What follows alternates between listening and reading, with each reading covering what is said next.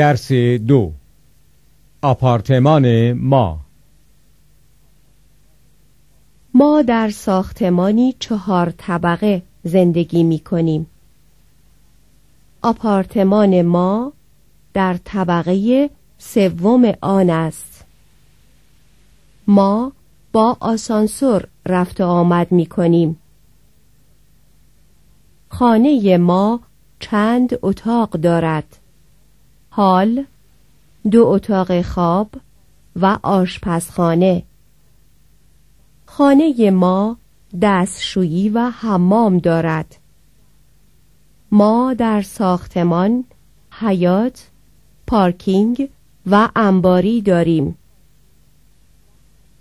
ما بیشتر وقتها در هال می نشینیم. ما در هال تلویزیون تماشا می کنیم. به رادیو گوش می کنیم. با هم حرف می زنیم و نهار و شام می خوریم. بچه ها گاهی در هال با هم بازی می کنند. شوهرم در هال مطالعه می کند. در هال ما 2 قالی پهن است. در هال ما چند پشتی و 1 دست مبل هم هست. ما بر روی دیوار چند تابلوی نقاشی گذاشته ایم. من آشپزخانه را بیشتر از بقیه اتاقها دوست دارم. ما صبحانه را در آشپزخانه می‌خوریم.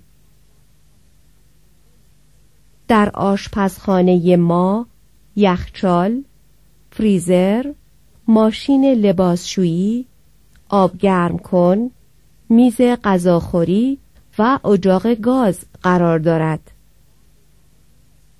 در اتاقهای خواب وسایل زیادی قرار دارد. تخت خواب، قفسه کتاب، کمد، آینه و کامپیوتر. خانه ما بزرگ نیست، اما راحت است. درک مطلب. 1.